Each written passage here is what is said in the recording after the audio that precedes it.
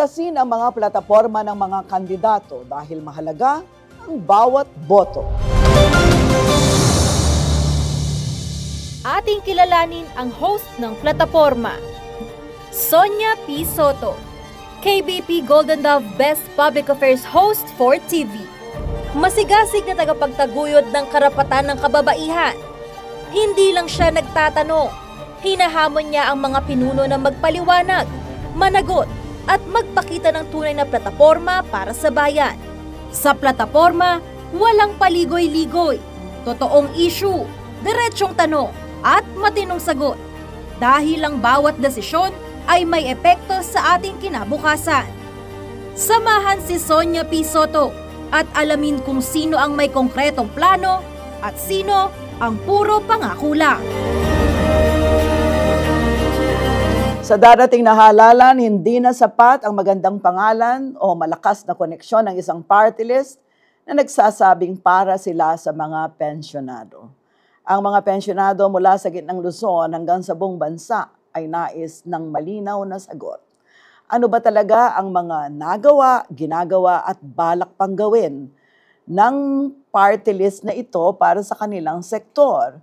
Hindi na sila magpapadala sa mga pangako lang. Ang kailangan nila ay konkretong plano at mga resulta. Kaya sa programang ito, Makakasama natin ang mga party list o ang party list, nag-iisang party list na nag-aangking boses ng mga pensyonado at haharap ang isa sa kanila sa mga tanong na batay sa tunay na karanasan ng mga kababayan natin.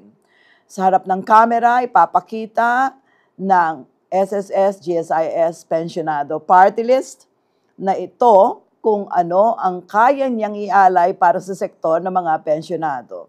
Hindi sapat ang magandang pangalan, kundi ang tunay na pagbabago na kanilang mayahatid sa buhay ng bawat isa sa ating mga mamamayan. Ako po si Sonia P. Soto at ngayong araw, sama-sama nating tatalakayin ang plataforma ng SSS GSIS Pensionado Party List. Bago tayo magsimula, panoorin muna natin ano nga ba ang party list at bakit kailangan nating pumili ng napakarami, ng iisa lamang sa napakaraming tumatakbo dito. Roll VTR. Sa isang bansang may mahigit 110 milyong mamamayan, paano masisigurong ang boses ng bawat Pilipino ay naririnig? Hindi lang ang mayayaman, hindi lang ang makapangyarihan, kundi pati ang ordinaryong mamamayan, ang manggagawa, ang magsasaka, ang kabataan, ang kababaihan. Matapos ang mahabang panahon ng diktadura, isinilang ang 1987 Constitution, isang panata sa mas inklusibong demokrasya. Isa sa pinakamahalagang reforma, ang party list system. Taong 1995, naisabatas ng Republic Act 7941 o ang Party List System Act. Layunin nito, bigyan ng puwang sa Kongreso ang mga sektor na madalas hindi naririnig. 20% ng House of Representatives nakalaan para sa kanila. Sa unang party list elections noong 1998, marami ang hindi pa pamilyar sa sistema. Kaunting grupo lamang ang nakakuha ng sapat na boto para makapasok sa Kongreso. Ngunit, unti-unting lumakas ang kanilang impluwensya. Sa paglipas ng mga taon, nagkaroon ng pagbabago sa interpretasyon ng batas. Noong 2001, idineklarang dapat tanging marginalized sectors lamang ang pwedeng lumahok. Ngunit noong 2013, binuksan ito sa iba pang political parties, basta't may kinakatawan silang sektor. Sa kasalukuyan, mahigit 54 na party list groups ang nakaupo sa Kongreso. Mula sa sektor ng agrikultura, transportasyon, edukasyon, kalusugan, kababaihan, at marami pang iba. Subalit, sa halip na maging boses ng mga nasa laylayan, ang ilan ay nagiging kasangkapan ng mga political dynasty at malalaking negosyo. May mga pekeng party list groups at marami pa rito ang nalilito kung sino ang tunay na kumakatawan sa kanilang sektor. Kaya sa darating na halalan, mahalagang kilalanin natin kung sino ang ating iboboto. Hindi lang pangalan, hindi lang slogan, kundi ang kanilang track record at tunay na malasakit sa sektor na kanilang dinadala.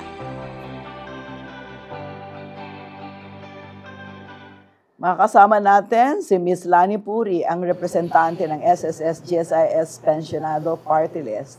Isa siya sa 10 nominee. Nakasama si Rolando Ledesma Macasaet na unfortunately dapat kasama natin ngayon. Hindi natin makakasama due to an emergency.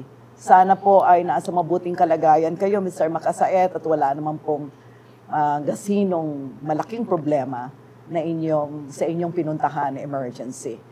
Kasama din sa mga nominees si Ginoong Tyrone Tiamson Rigor, Tito Barredo Espiritu Santo, Ginoong Alan Narciso Pineda Macasaet, Luis Morgia Climaco, Ricardo Valle Barrion, Percival Yocares Yutan, Ginoong Inocencio Reyes Mungcal Jr., Mariano Tangonan Garciliano, at ika-10 na nominee sa SSS GSIS Party List, ang former beauty queen na si Miss Lani Puri na kasama natin ngayon. So, are you already retired? Hello, opo. Yes, po, Retired good from afternoon. work? Not yet. Not yet po, not yet. Oo. Oh. You're still working? I am, and I do this full-time for the SSS GSI's Pensionado Party List. Oh, I see. I focus mainly po and heavily po sa kampanya at operations po ng party list. Oo. When did you organize this party list? Ito pong party list ay na-organize sa last year pa. Last year pa ho lang. kami nagsimula. Last year, upon the retirement of Mr. Rolly Makasait, or even before, we have been thinking about it.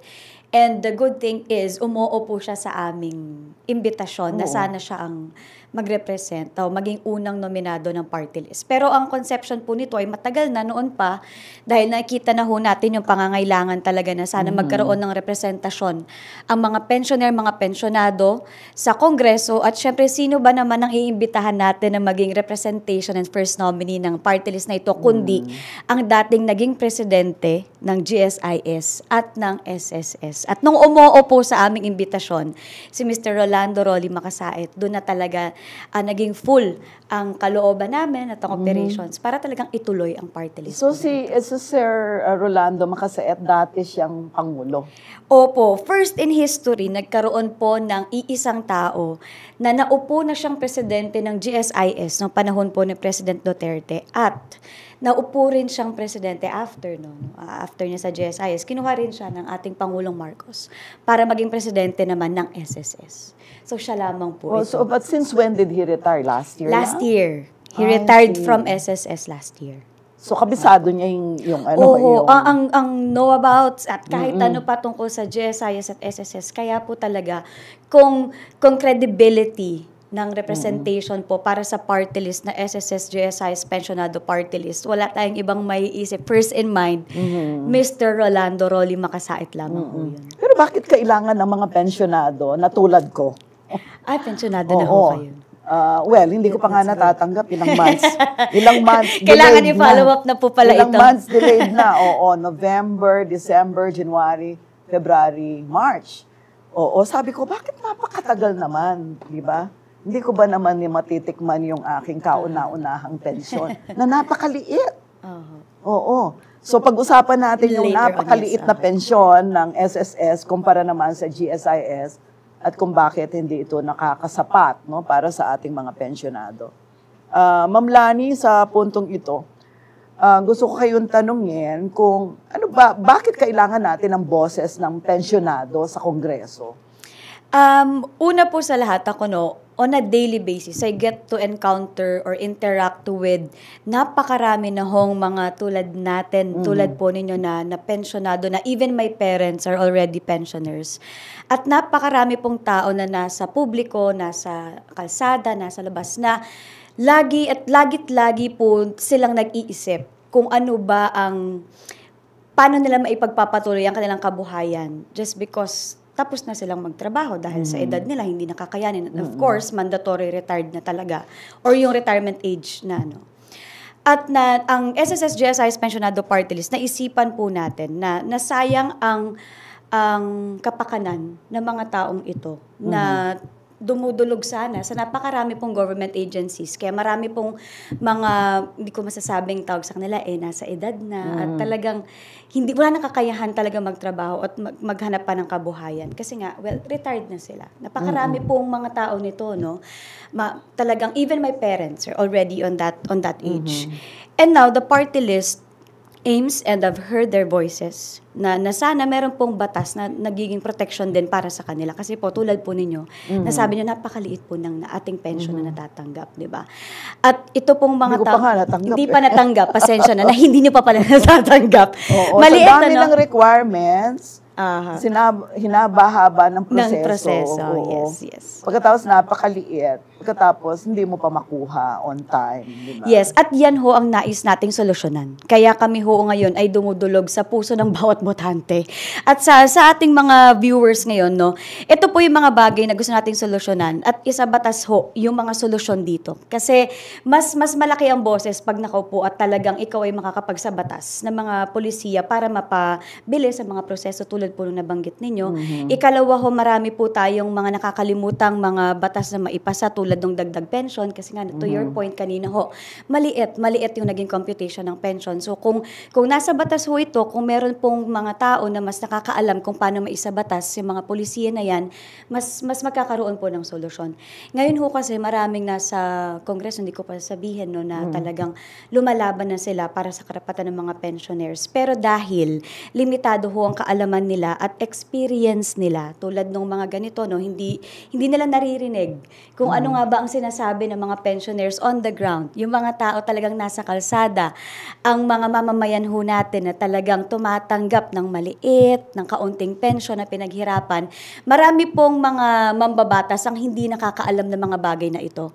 Kaya kung ang ating iuupo, iluluklok sa Kongreso para magsabatas, isang pensionado tulad po ni Mr. Rolly Makasait, at ito po talaga kaming party list, kami po ang magiging representasyon ng mga prosesong iyan, mas mapapabilis nating maisabatas ang solusyon para sa mga pensioners. Okay. Sige, pag-usapan muna natin yung kaugnay ng SSS at GSIS. Pag SSS, pribadong sektor. Private po ito. Oo. Private employees and employers. Ang gobyerno po ay GSIS.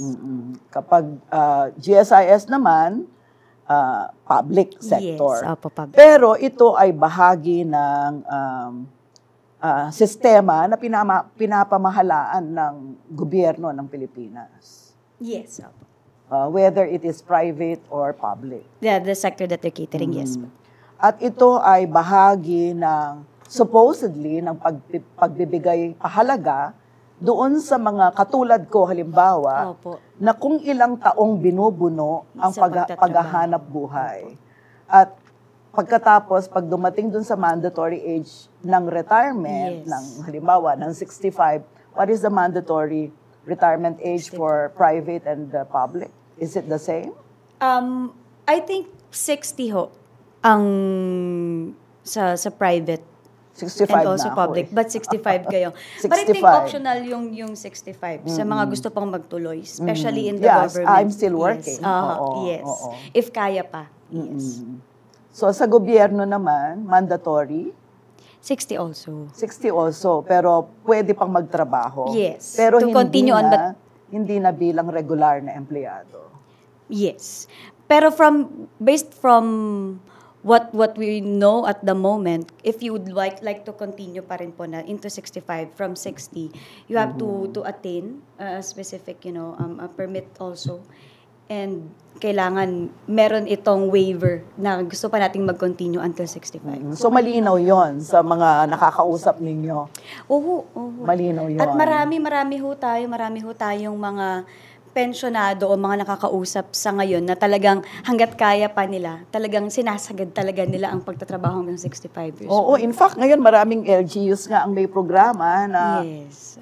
ibinibigay sa senior citizen na Oo. kahit sila ay senior citizen na matatanda na, Pinagbibigyan pa rin. binibigyan pa sila Opo, ng trabaho. yes, Pero hindi trabaho ang pinag-uusapan natin. Hindi trabaho ang pinag-uusapan natin o ipinaglalaban ninyo yes. sa SSS at GSIS Pensionado Pension. Party List. Yes. Ang pinaglalaban ninyo ay pensyon. Pension. Opo. Okay, ano ba ang pensyon? Pension. Bakit kailangan magkaroon ng pensyon ang tao nagtrabaho at sino ang entitled sa pensyon? Okay. Ang pension po ito po ang ating security upon retirement sa ating pagtatrabaho or kabuhayan. Ang SSS GSIS Pensionado Party List po caters to the sector nung mga tulad pong na-mention natin, ang mga nagtapos na, nag-retire na, natapos na sa kanilang kabuhayan at pagtatrabaho. Mainly aged 65 pataas. Tumatanggap na tayo ng pension kasi ayon sa batas, ito na yung edad na hindi na tayo or possibly mabawasan na yung kakayahan nating magtrabaho. Ang pension na tatanggap po natin yan ito po yung tinatawag natin pag ikaw ay may inimpok, may huhugutin. Noong mga panahong nagtatrabaho po tayo, nagkakaroon tayo ng contribution sa SSS, kung kayo ho ay miyembro, siguro ho ang mga kabataang nandito ngayon, no? Minsan iniisip kasi natin na yung kaltas na SSS kapag ikaw ay nasa pribado, mabigat siya, no? Na nakakaltasan ka pa on a monthly basis ng contribution mo as member of SSS. Pero tulad po ito ng kaisipan natin tungkol sa insurance. Na sa ngayon, mabigat siya or para siyang sakripisyo sa ngayon na ikaw ay may contribution. Pero ito po ay siguridad para sa inyong future. It's your social security. Na upon retirement, no, sa paghihirap mo ng kabuhayan ngayong kabataan mo at may kakayahan ka pa, na pagdating sa edad na 60 or 65, meron kang siguridad sa iyong kaisipan na even if hindi ka na nagtatrabaho, meron ka pa ring matatanggap na pangkabuhayan, which is yung iyong pension. No, na galing sa SSS kung pribado at galing sa GSIS kung kayo po ay nagtatrabaho sa gobyerno. Anong pagkakaiba ng dalawang kontribusyon? SSS and GSIS po. SSS po ay kapag kayo po ay galing sa pribadong kumpanya. In terms of amount, for example. Depende ho kasi ito, no? Walang fixed amount tayo masasabi sa kanilang difference kasi depende ho ito sa uri ng contribution ninyo. Sa SSS po kasi meron tayong mga self-employed or yung mga voluntary na nagko-contribute. Syempre, depende ho yun sa amount na kaya lang nila. Kasi po kapag voluntary, pwedeng sila ho yung mga namamasukan na tulad nating mga kasambahay, mga nagbo-voluntary contribution. Pwera po doon, pwedeng sila po ay may-ari ng mga sari-sari store, self-employed, may mga sariling negosyo, maliliit man or malalaki, or maliliit, no, hindi malaki kasi kapag ganun, pwedeng may employer na ho tayo. At kung kayo po ay meron namang employer, syempre iba rin ho yung uri ng contribution natin. Kaya kung in terms of halaga, kung ikaw ay may employer, ano ang amount? Meron bang certain computation? Meron ho. Yes, meron please pong tell us computation about it. kasi yun, nahati po ang employer at ang employee. So, maaari din po, no, na maaari din po mag-vary ito. Depende ho kasi sa ating salary bracket. So, wala rin ho kasing fix ito. Makikita ho natin sa website ng SSS, ang naka-itemize ho kasi ang computation ng contribution. Depende ho kasi ito sa sinasahod natin. Sa monthly salary ang computation. So, it differs. Ganon din ho sa GSIS. No? Ganon din po ang computation. Kaya, hindi natin masasabi fix kung alin ang mayroong mas malaki or mas maliit na contribution. Kasi it would depend pa rin po nun. Madidetermine, depende sa kinikita po natin sa kabuanan. Pero tama ba na mas mataas ang pensyon sa GSIS kumpara sa SSS? Maaari, depende ho kasi ito kung sino ho ang tumatanggap ng pensyon. Hindi po natin masabi in general na mas mataas or mas mababa. Kasi, for example, ako po ay medyo mataas ang salary grade sa gobyerno at ikukumpara ko ito sa tinatanggap na salary ng nasa pribadong sektor, which is SSS, malaking-malaki rin ho talaga ang diferensya. Kasi ho, ang computation nga ho ng ating pensyon ay dumidepende sa naging sahod natin nung tayo po ay kasi may kabuhayan pa. But you know, if you compare, for example, di ba? If you compare, let's say, a department head or even a general manager in a private company compared to its equivalent or counterpart, kahit na sabihin mo apple to apple, hindi apple to apple ang amount ng pensyon. Hindi rin. Tama ba yun? Ang amount po ng pension. Hindi rin siya parang, pag tinignan mo, hindi rin, pwede natin sabihin na higit na mataas ang government pension o yung GSIS pension compared sa SSS pension. Opo. Kahit na pareho ng ranggo ang pinag-uusapan nating empleyado at halos pareho din ang sweldo. Yes.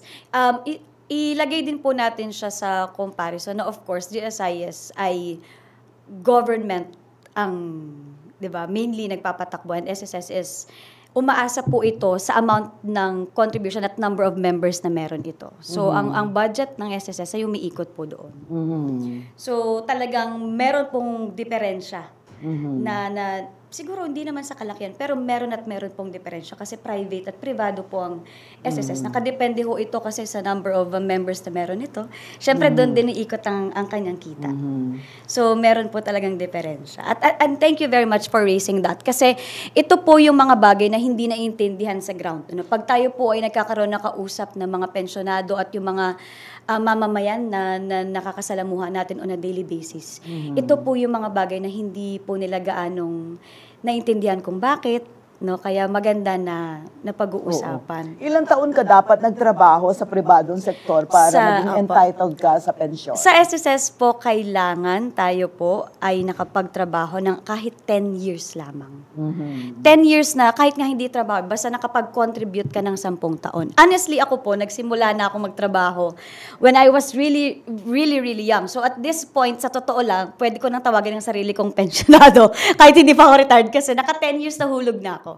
So, kumbaga, secured na ang future ko at this age and at this point. Kasi alam ko na upon retirement, meron na ho akong matatanggap. Kasi naka 10 taong hulog na ako. May naimpok na akong 10 taong contribution sa SSS. So, pag kunyari, kinonvert natin into monthly yon, would it be enough? For an old person, for example, who was retired? Honestly, no, sa mga nakakausap po namin sa araw-araw kasi nakakasalamuhan na nga ho namin ang mga pensyonado, unfortunately, hindi pa ho sapat. Marami hong nakapagsasabi na meron ho tayo nakausap na ngayon po ay retired na dati. Sige, ako gawin mo akong example. Ako si Ma'am Sonia, gagawin kong example. Oo, gawin mo akong example. Kasi, halimbawa ako ha. Sige po. Alam mo ba na tinanong kong SSS, magkano ang aking pensyon? 8,000 lang daw ang aking pensyon per month. 8,000 per month. Pagkatapos ko magkanda kuba sa pagtatrabaho, inubos lahat ng aking kaalaman. Di ba? At umabot ako sa ganitong edad. Di ba? Pagkatapos 8,000, alam mo ba na 12,000 ang gamot ko? Totoo to ha. Pero biro, ay hindi ako nagbibiro. Kanina lang, nagpatingin na naman ako sa mata eh. Ang doktor ko, binigyan na naman ako ng 4 na bagong gamot para sa mata. And do you know where I'm getting the problem with my eyes? I'm getting it from this. Ito mga ilaw na to. Kasi very hazardous itong trabaho namin. Oo. Correct. Diba? Ibig ko sabihin, katulad nun, can you imagine? Would you believe? Pero, yung katapat ko sa government, tinanong ko, magkano ang pension mo? Sabi kong ganyan, dun sa katapat ko sa government. 78,000 ang pension niya per month. Katapat ko yun sa government. And mine, I only get 8,000, which I have yet to receive after 5 months of applying from SSS. How do you explain that? Ma'am Sonia, honestly po, no, at this point, it would be better talaga if Boss Rolly could, would have explained. But since we're at the discussion, this is mainly what we want to solve if in case that we are gonna be seated in Congress. Alam niyo po, itong mga polisiya kasi ng SSS, syempre, pribado po ang polisiyang meron sila. So, kami po, ang inilalaban namin, no, para magkaroon tayo ng mas matibay, mas magandang pension system, honestly. What we want is maisabatas yung mga, tulad po na mention ko kanina, yung mga policies that would polish these these systems within the corporation. So, we're not saying responsibilidad ito ng gobyerno, actually, whether you are a pensioner from a private company or from a government, from the government sector. And of course, we're gonna be limited doon sa movement ng korporasyon. Pero kaya ito na ho, no, kaya ito ho kami, no, nagbibigay ng boses para dito kasi hindi lamang po kayo ang may ganyang sitwasyon na mamamayan ng Pilipinas. If you would believe, sobrang mas marami pa na Pilipino at mga mamamayan, even pensioners, mga senior citizens, na pag narinig po ninyo yung mga problema nila sa pension nila, yung mga iba nga ho, hindi nila alam kung ano ba ang pension in the first place. Meron mas matinding problema. Exactly. Kasi sa pribadong sektor, halimbawa, ako may nakikitang problemang malaki. Kung bakit liliit or lalaki ang pensyon. Na dapat ito ay malinaw na ipinaliliwanag ng mga kumpanyang pinagtatrabahuan nila sa kanilang mga empleyado. Kasi ang mga empleyado, siyempre nag-iisip sila, bakit ganito yung kinakalta Yes, sa yes. akin? Saan ito mapupunta, hindi ba? Dapat sa outset pa lang, pinaliliwanag na ang computation. Tama. Halimbawa, may nakausap ako, yung mga kasama ko dito na kasabay ko nagtrabaho dito, mga bata sila kesa sa akin. No? Sabi nila, kami ma'am, pinadagdagan namin yung contribution namin. Nagdadagdag kami sa contribution, sabi nila. Oh, wow, that's good. Kasi na-compute na nila na by the end ng kanilang pagtatrabaho, meaning pag sila ay magre-retire na, Yes po. mas malaki yung kanilang Yes. makukuha. Pero yung iba naman, kasi na companies, for example, meron silang tinatawag na paraan para yung iyong basic. Kasi di ba basic salary Yes. ang batayan? Opo. Malaki yung total mo, yung gross na tinatanggap mo. Pagkatapos meron kang mas maliit na basic salary. Yung basic salary kasi doon binabase yung pension, hindi ba? Do you know the computation, Ma'am Lani? There is an available computation for that po na accessible to all members of SSS. Meron tayong, I think it's, meron silang updated as of January 2025. Is it for SSS po? As of January Yes. 2025, there has been a new schedule of SSS contributions na available po ito sa lahat ng miyembro at sa lahat po ng nais makita kung paano makompute ang kanilang contribution. Ginawa po itong accessible kasi una, meron din pong available na app ang SSS for this.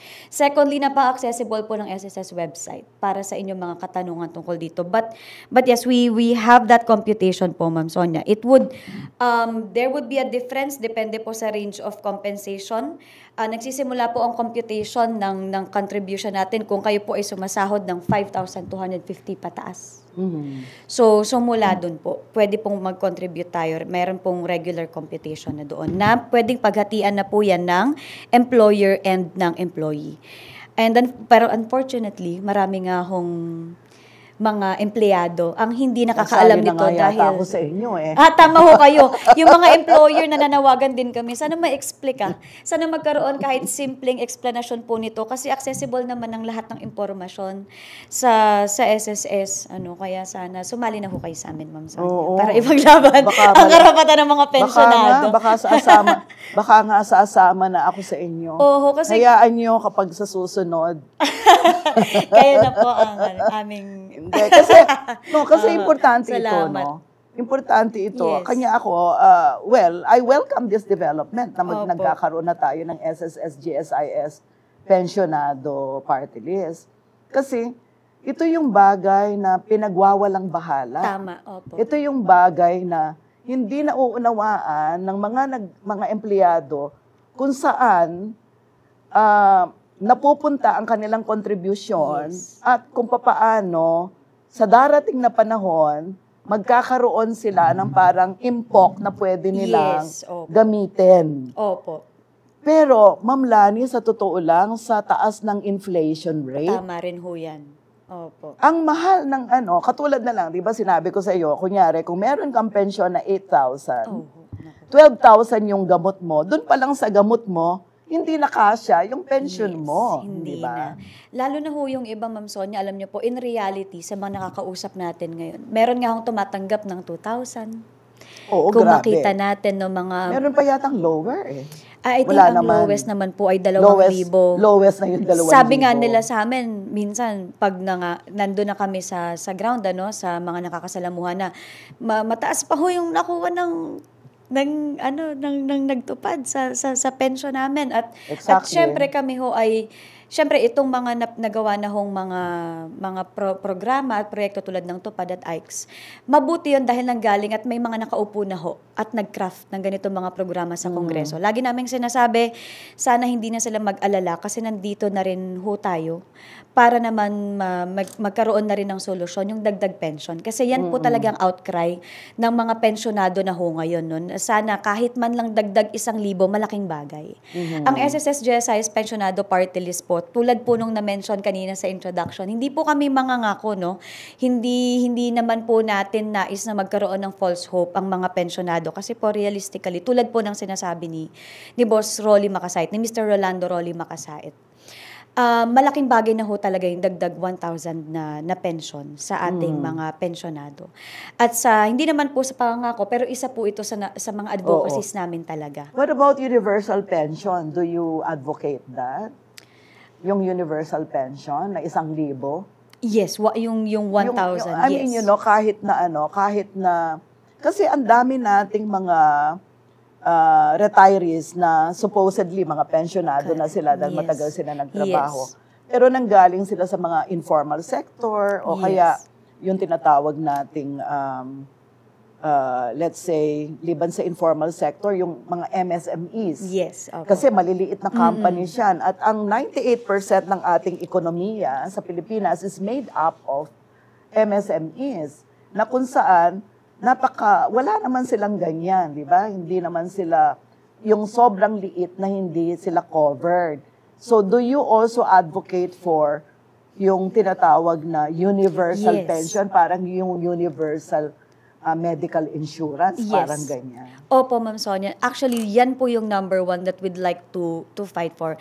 Honestly, we have 6 major advocacies, but the number one advocacy that we have, yan talaga yung outcry talaga namin na sana pag naupo kami sa Kongreso is yung dagdag pension, which is yung universal pension. Dagdag pension ho talaga.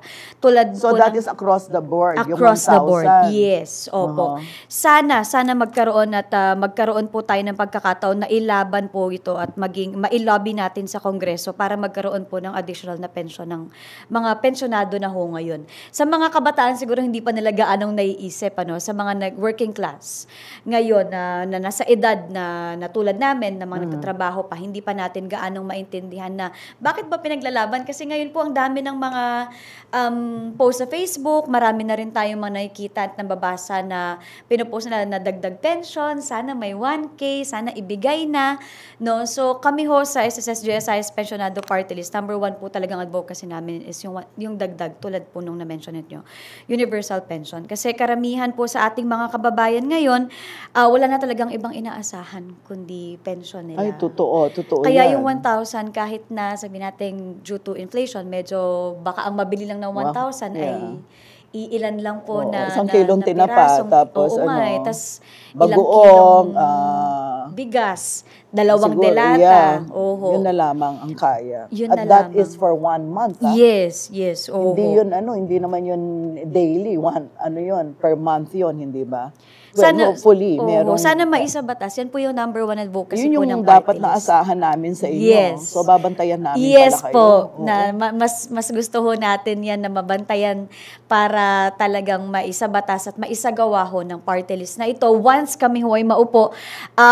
Para lamang din po sa kaalaman ng iba, no? Kasi minsan sa Facebook nakaka-receive kami ng comments, sinahanapan na ho kami.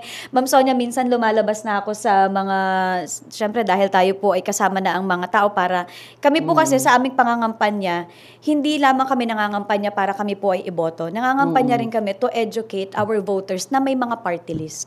Unfortunately ho kasi, marami hong mga botante ang hindi alam kung ano ang party list at yung sa likod ng balota, hindi na po nila inaabot. Kasi hindi nila alam kung anong importansya nito. So, ang SSS-GSIS Pensionado Party List po, puwera sa pagpapakilala sa mga botante, ipinapakilala din ho namin yung kahalagahan ng pagboto. Tulad po nung na-mention ninyo, napakarami pong mga pensionado ngayon. Ang may ganito na po silang daing na hindi na kasya ang pensyon nila, kasi kahit 1,000 nga lang, malaking tulong na para sa kanila. Ngayon ho, ine-educate din namin. 2 bagay po ang ginagawa namin. Voters education to vote for a party list, dahil importante po ito, isa lamang ang binoboto natin. Pangalawa, kung ano man po yung maipaglalaban namin para sa kanila. Oo. Ma'am Lani, familiar ka sa Maharlika Fund, ano? Familiar, pero... Hindi ba merong mga umugong na balita dati na yung SSS at saka yung pondo ng GSIS ay ilalagay sa Maharlika Fund? Ano ang tindig nyo rito?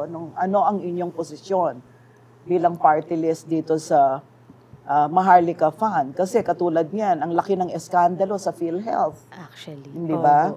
Oo. I think nagkaroon po, honestly, no, kung ako man po, being one of the nominees of the party list, I align my belief and my principle and what I would say and voice out to the belief of our first nominee, which is more credible. And siya po talaga ang mas nakakaalam ng possible na pwedeng maging strong stand namin about this. He has been upfront kasi marami din pong questions about him na dahil naupo siya before sa SSS. Yes, of course. Napakaraming katanungan na, bakit nung nandun ka, hindi mo nagawa? Bakit ngayon na nagkakaroon ng ganitong issue? Tapos ganyan. Tinanong ko siya noon Anong naging sagot niya? After his retirement, natanong po si Boss Rolly, si Mr. Rolly Makasait about this. Ang kanyang nanindigan ang ating first nominee on this. And to him, sinasabi ho niya na nung siya ay nasa SSS, syempre, hindi naman siya pwedeng mag-decide for himself and for himself or sa kanya lamang. Syempre, kailangan niyang kunin din ang boto at desisyon ng kanyang mga katrabaho kasama niyang executive noong nasa SSS. Nagkaroon din ho ng outcry about the premium hike before, and sa totoo lang, hindi po siya sang-ayon doon. No. Kinuha din po ang kanyang boses on that. So on both, hindi siya sang-ayon sa paggamit sa pondo ng SSS or GSIS kasi sa Maharlika Fund at yung isa yung premium hike. Premium hike, yung pagpapataas ng contribution. Kasi maraming paraan para magkaroon po ng maraming paraan para sa kanya. Kaya nga ngayon babalik kami doon sa punto namin na number 1, kung may maninindigan para sa mga pensioner, kung may maninindigan para sa mga miyembro ng SSS at ng GSIS, hindi na tayo iikot-ikot at magpapaligoy-ligoy pa sa kung saang-saang fund at magkakaroon pa ng mga ganitong mga bagay na dapat pang pag-usapan. Kaya nandito kami ngayon, nakikiusap at ibinibigay, ine-educate ang mga mamamayan na ito yung silbi ng aming party list. Hindi lang siya basta pangalan. Hindi lang siya basta naisipan na isang araw gustong makita sa billboard. Hindi lang siya isang araw na isipan na kung ano mang connection ang gusto namin gawin. Hindi po. Tulad po ng napag-uusapan natin ngayon, hindi na ito magiging usapin kung meron lang nakatutok sa Kongreso para sa ganyong karapatan. So, Ma'am Lani, meron ba kayong legislative agenda kaugnay ng flexible and inclusive na paraan? Kasi, for example, marami sa ating mga manggagawa ang nandiyan regular, nandiyan hindi. Diba? So, yung padron na hinihingi, di ba meron dapat yan na continuous, na contribution sa loob ng, let's say, 120 months o kaya 15 years na serbisyo sa GSIS, 120 months sa SSS. Kasi yung ating pension, yung social security system nakabatay sa US Although mas maraming pwede nating gayahin sa ibang bansa na mas maganda kaysa doon sa social security system ng United States, no? Meron ba kayong mga pinag-uusapan na plano kung paano nyo pakikitunguhan yan? Marami ho kaming plano. And to specify, na-mention ko ho kanina na meron tayong 6 na major advocacies to cater. Sige, tell us about them. Maging inclusive din ang pinaglalaban na kapakanan at karapatan ng lahat ng miyembro at pensionado ng SSS at GSIS. Una po doon, nabanggit ko na kanina, ito ho yung dagdag pension para sa lahat. No? Ito po yung flexibility ng pag-cater sa kapakanan at karapatan ng mga pensionado na across sa lahat, no, magkaroon po ng dagdag pension. Siyempre, hindi mo, sa ngayon, nais nating specify na kung kakayanin, dagdag 1,000 na pension para po sa lahat. Ikalawa po na nais po naming ilaban sa Kongreso. Ito siguro para po sa mga miyembro ng SSS at GSIS. Isa po itong service or serbisyo na meron sa mga korporasyon na yan, scholar loan para sa mga estudyanteng miyembro. So, minsan nakakalimutan natin ito. No? Speaking of inclusivity, makala natin ng SSS at GSIS ay para lang sa mga loan na salary, calamity, nakakalimutan natin na ang mga anak at ang mga nag-aaral na miyembro ay pwede rin hong mag-avail ng scholarship loan. Lalo na po ngayon, no, isa rin po itong solusyon sa sinasabi nating inflation at sa kahirapan ng buhay, nais nating isa sa batas na magkaroon po ng mas malawak na coverage ang student loans. Sa ngayon ho kasi, ito po ay limitado sa 20,000 pesos lang. Pero kung isa sa batas ho natin, magkakaroon tayo ng batas para dito, nais naming palawigin ang coverage po ng student loans ng SSS at GSIS members. Hindi mapagkakaila na marami po tayong working students.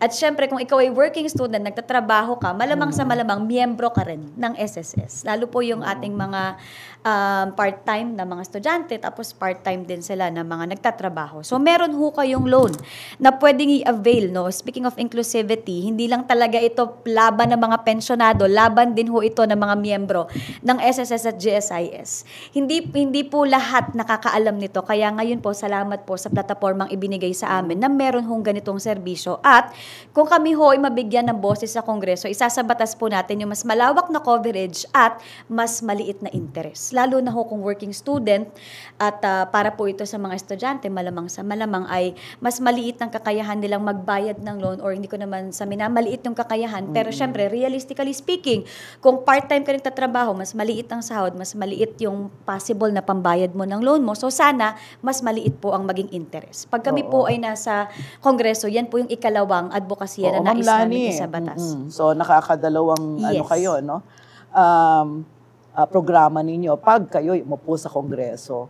Meron akong gustong itanong kaugnay ng yung inyong mga ginagamit na technology. Yes, parang hindi sila yung SSS at SSS, GSIS, hindi user-friendly yung technology.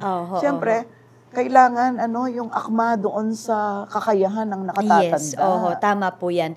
Marami rin ho tayong nare-receive na mga sentimiento. Kasama ba yan sa programa nyo? Marami ho tayong nare-receive na sentimiento sa ating mga pensioner. Lalo na kasi, naturally, pag senior, sa pag-Facebook nga lang at pagtawag, nahihirapan na sa paggamit. Huwag po kayong mag-alala kasi from what we know, ang SSS ay nag-o-offer din naman po ng assistance sa ating mga branches sa buong Pilipinas, nationwide, ng assistance para ho sa mga seniors pagdating po nila sa opisina. So, pangalawa, iniraise na rin ho natin ito. Balik-balik wala namang nangyayari. Oo nga nako no. So, pasensya na ho kayo sa mga pensioners na nahihirapan. Pero kami ho, since narito, isa po sa pwede nating gawin ay magkaroon din po, magsabatas din tayo or magbigay tayo ng mas magandang programa or polisiya para ho dito. Siguro, maganda ho ding, buti na lang at na-erase po ito kasi doon sa aming mga advocacies, pwede rin ho itong maisama to be addressed. Kasi, tama ho kayo, no? Pensioner ang kinikater mostly ng SSS, pero kung yung teknolohiya para suportahan yung karapatan nila ay hindi sapat, hindi rin nila ma-avail ang mga serbisyo para sa kanila. Diba? Pero pinalawig at pinadali na ho ito. And I think we have to give it to the corporation na talagang regularly they do a lot of maintenance and improvements on these technologies, but we'd get that, no, maraming salamat po, we'd get that suggestion. Ano yung third agenda? Third agenda po, ito no, yung pagparehas po ng number of years of service sa SSS at GSIS bago ka mag-pension. Sa SSS ho kasi 10. Unfortunately, sa gobyerno, GSIS, 15. At usually po, nahihirapan na nun yung mga nasa gobyerno kasi kumbaga, yung iba po kasing karanasan ng mga nasa gobyerno, nagtrabaho kunwari, no?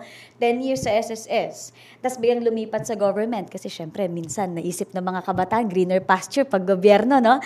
Dahil sa mas iba ang salary grade. Late na silang lumilipat sa gobyerno. So syempre, ang ika-count na number of years ay kung ilan kang nagsilbi sa government. At minsan, bitin yun, no? Late ka nang napunta sa gobyerno, syempre, minsan hindi mo na talaga matapos yung 15 years ng contribution. Ang SSS, GSIS, pensionado party list, nais natin na parehas. 10 taon ng SSS, dapat pati sa gobyerno, 10 taon na rin ho. Kasi kawawa naman, lalo na ho yung mga iba na tumanda na sa gobyerno pero hindi pa ma-reach yung 15 years. At hirap na hirap. Actually, my mom is like that, no? Nag-retire, sinagad niya yung 65 years old just because hindi pa enough yung 15 years para siya ay mag-pension. So, based from a personal experience, it's coming from a personal experience po, at sa mga experience ng mga nakakausap nating pensioner. Kapatid ko, ganun. Diba ho, no? Isa na lamang po itong reference na sana parehas.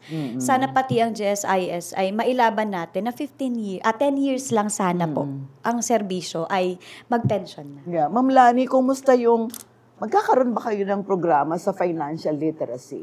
Yes, napaka-importante po nito. Alam niyo po, Ma'am Sonia, ang pagtakbo pa lang namin bilang party list is already financial literacy on itself. Bakit po? No? Number one, isinusulong po namin na maging aware ang lahat ng mga nagtatrabaho at may kabuhayan na ano ba ang kahalagahan ng pension? Financial literacy na ho yun eh. Yung you get to think of your future ahead and to ensure your future while you're working hard in the present. Financial literacy na ho ito. Ini-ensure natin yung financial capacity natin even if wala na tayong trabaho. Number one, isa na ho yung financial literacy. Ikalawa po, yung magkaroon tayo ng matibay, malakas at secured na social security or social security system sa Pilipinas. Financial literacy na rin. Kasi, kaya ako din po, minsan tinatanong, ang bata-bata mo, hindi ka pa naman pensionado, pero bakit pinaglalaban mo na ang karapatan ng mga pensioner? In the future, I will be one. At hindi ko naman po ito po problemahin pag ako ay 60 na, kasi mas magiging limitado ang kakayahan kong ipaglaban ng aking sarili sa ganong panahon na. Kaya as early as now, ginagawa ko na ho yung kaya ko para ipaglaban yung kinabukasan at yung kinabukasan din ng mga tulad nating nagtatrabaho at iba yung mga nag-aaral ngayon. Kasi ang question nga po nila ngayon, matagal pa naman yun, 60, yun po yung financial literacy on itself. Na-educate na natin yung mga kabataan ngayon, ang working class, which is lower and working class, roughly 48% na po ito ng population, napakalaki. No? Na sana, isa pong way on financial literacy is to ensure your future through securing a strong pension system. Ma'am Lani, before we run out of time, I'd like you to talk about your 4th, 5th, and 6th agenda. Sige, go ahead. Siguro po let's go to your 4th. Yes, marami no. Kami po talaga ay narito hindi lamang para magpakilala ng pangalan at gumawa ng koneksyon, pero marami kaming ipaglalaban pag kami po ay naupo na sa Kongreso. Meron pa po kaming plataforma, isa po dito ay yung pension para sa lahat ng opisyal at empleyado ng barangay. Alam niyo po, ito rin po just to educate everyone. Ang ating pong mga empleyado at barangay officials mula kapitan hanggang BHW or barangay health worker, pati po mga tanod ay hindi miyembro ng GSIS. So because they're not considered. Akala po natin dahil sila ay nasa akala po natin na gobyerno sila, pinapasahod ng gobyerno ay miyembro sila na automatic ng GSIS, pero kasi hindi. Ay volunteers yes, di ba? Ho? And this is very unfortunate for them. Dahil marami po tayong kapitan, di ba? Kilala natin, minsan 20 years ng kapitan at 15 years ng kapitan. Ang mga tanod, kagawad, binibigay na ang kanilang buhay, nagsasakripisyo, pero hindi pala sila miyembro ng GSIS. At ang malungkot doon, nag 20 years sa barangay tapos walang pension. So isa ho ito sa advokasya ng SSS GSIS Pensionado Party List. Alam niyo po may 42,000 na barangay officials sa buong bansa. At isipin po natin kung sila ay magiging miyembro, napakalaking tulong po nito. At meron po tayong 42,000 ng barangay. But we have at least 336,000 barangay officials. Napakarami pong hindi miyembro. Diba? At kung masusuyod natin ang bawat barangay sa buong Pilipinas at matutulungan ng lahat ng ito through SSS GSIS Pensionado Party List, mapagtitibay natin yung performance pa ng mga kasi iba yung may feeling ng secured ka, lalo na po napakadelikado ng trabaho ng mga barangay officials. You go to the 5th and the 6th agenda because we're running out of pasensya na ho. Sige po, isa po yun. At of course, we also like na ituloy ang pension ng mga militar at pulis sa SSS at GSIS. Alam po natin may sarili po silang pension system or securing their pension system. Pero marami din ho kasing mga police at military personnel ang nakapagsimulang maghulog ng SSS. Dahil marami din naman pong miyembro ng uniform personnel ang nagkaroon pa ng trabaho prior being uniform personnel. So marami din nakapagsimula ng mag-SSS. At to secure their future better, we'd like to encourage our uniform personnel na maging miyembro pa rin po ng SSS at GSIS. Kasi iba pa rin. Lalo na po mas delikado ang kanilang araw-araw na kabuhayan. No, and the 6th one would be, is that, di ba pang 5 pa lang yun? Ito ho. Siguro 6 na lang mainly po and generally. On a general perspective, ito ho talaga yung tagline ng aming party list. We'd like na ang SSS GSIS Pensionado Party List isusulong sa Kongreso na bawat Pilipino dapat pensionado. Isa ho ito sa nakakalimutan natin na karapatan at kapakanan nating lahat, no, na inuulit-ulit po namin mula kanina. Tayo po ay nagtatrabaho, we're putting all our hard work at the moment that we are like in the working age bracket, pero nakakalimutan natin na sana in the future, ang inaay natin o pinapangarap natin ay magkaroon ng secured na pensionado life. Kaya ang talagang advocacy ng SSS GSIS Pensionado Party List, kahit makalimutan niyo po ang pangalan, syempre wag yung numero, which is 45 sa likod ng balota, bawat Pilipino po ay dapat pensionado. Number 45 sa balota. Sa likod. Oo. Another, po ito, no, voters education, sa likod ng balota. Ine-emphasize ho namin So, babaligtarin. Ito yung balota, babaligtarin. Sa likod ho para kami. maiboto nyo yung SSS, GSIS. Kasi po, Ma'am Sonia, no, maliit na percentage din po ang bumoboto sa party list tuwing election. Exactly, oo. Totoo yan. Kaya kami ho ay hindi lamang kami basta-basta party list na gustong manalo at tumakbo. Gusto rin naming makatulong sa voters education, sa kahalagahan ng pagboto ng party list. Kaya ang laging sigaw namin, number 45 sa likod ng balota, hindi lamang sa balota. How many votes do you need para ikaw ay umupo bilang kongresista? 2% po. Oo, ng pero how entire many voting. votes in total? Because there are yes, 10 of it would you. depend. 10. Does the law Maximum allow? of 3 seats lang ho. Maximum of 3, hindi 3, ba? yes. So, palitan lang kung may... Yes, possible po. Tsaka kung ayaw Meron na na kayong iba. internal agreement kung paano? Meron naman po, no? Meron naman po tayong internal agreement. Kasi gusto namin, ikaw ang uupo. Ito po, okay na po ako sa pag-upo ko dito. Ikaw nagtatrabaho eh. Ay, nako, maraming salamat po. Pero ang sa amin naman ho, kahit sino pa ho ang maupo, iisa lamang po ang aming pinaglalaban ng SSS GSIS Pensionado Party List. Ipinaglalaban ang karapatan ng bawat pensionado dahil pangarap po namin na bawat Pilipino dapat pensionado. Yes. Okay, maraming salamat po. Ma'am Lani.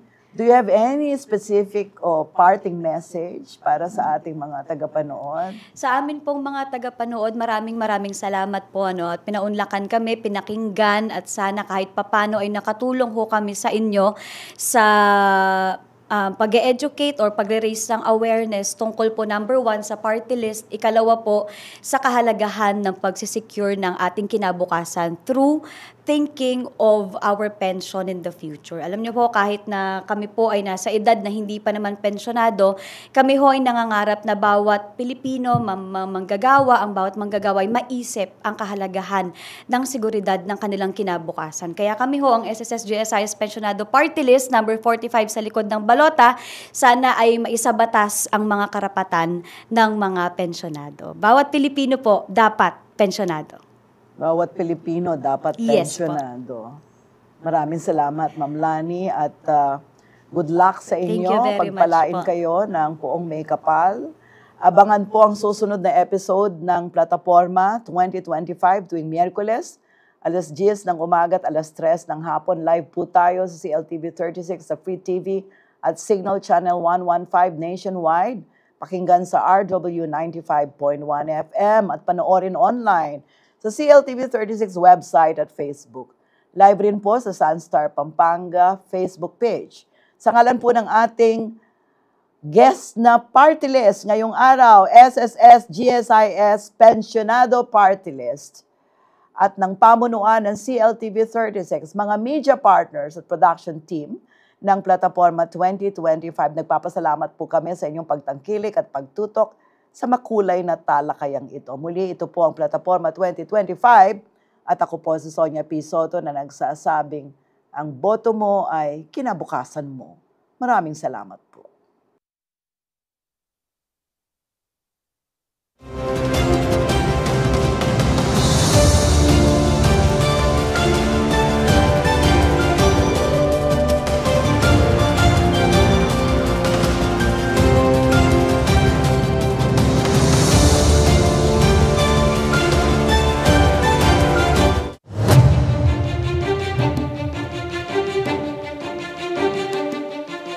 Thank you.